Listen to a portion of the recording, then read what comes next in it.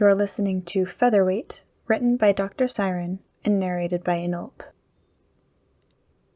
Chapter 3. There are reasons why people hide parts of themselves. Whether it be bad memories or bad self-esteem, those hidden bits are usually the most sensitive topics to talk about for that person. Grian was in pain. Well, he was more sore than pained.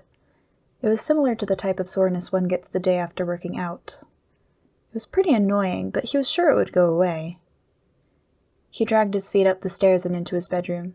He kicked off his shoes and sat on the edge of his bed for a moment before carefully removing his sweater and shirt. Almost instantly he felt better. The wings, as tiny as they were, had major cramps. He stretched them out and let out a relieved sigh. Grian stood up and once again walked into his bathroom to look at his wings. He realized he had left the light on the night before, but that didn't concern him at the moment. As he stepped over to the sink and mirror, he had to blink a few times to make sure he wasn't going crazy. The wings looked bigger. Not significantly, but just enough that it was noticeable. He hopped up on the counter and set his feet in the sink.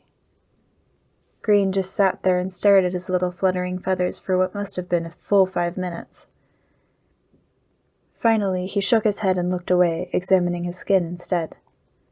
His arms and torso were covered with scars in all shapes and sizes. He focused on a particularly nasty one on his right shoulder. He didn't like some of the memories associated with his marks.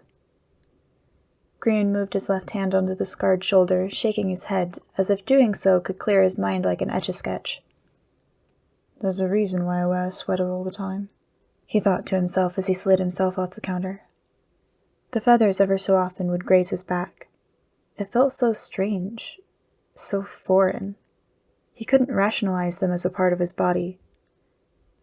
"They'll be gone one day," he said out loud to nobody. Sometimes the mansion felt so empty, but Grian never felt lonelier than when he looked at the lilac feathers. They were almost the same color as an elytra, and had the same shimmer and soft-hued glow as an enchanted one. The man looked away from the mirror and left the bathroom, switching off the light on the way out. His room was cold, but he didn't want to put on a shirt and cause the soreness to return. Grian guessed he'd just sleep cold. It was pretty late, and he was pretty tired, so he changed into a pair of sleep shorts and climbed into his bed. He laid down on his stomach, resting his head on his folded arms on his pillow. He stretched his wings again. At least that felt good.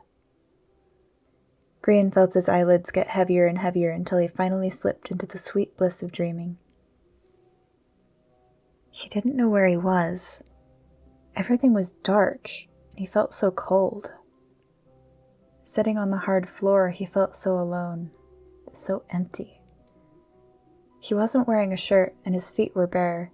He had on a pair of trousers, thankfully. He went to stand up when a foreign weight made itself known on his back. He reached his hand over his shoulder to feel something big, soft, and feathery. In a moment of realization, he felt a pit in his stomach. He opened up the wings, and they gave off a very soft and subtle glow.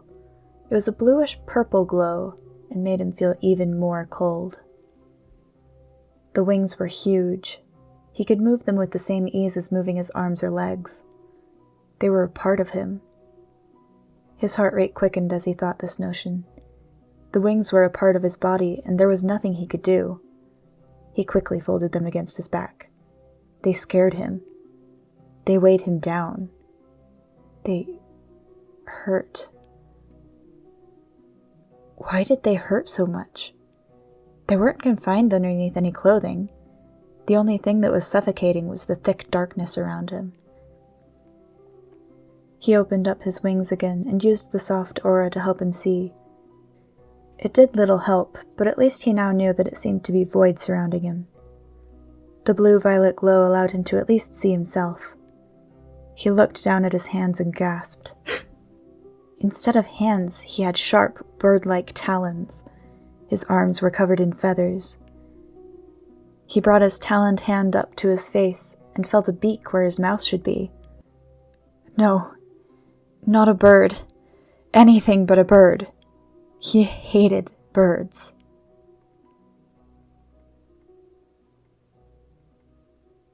that's the end of this chapter. Hope you enjoyed. It was a short one. I think I'll keep this series going, at least for now, because there seem to be a few people that are liking it. So, I'll see you in chapter 4, I guess. Bye.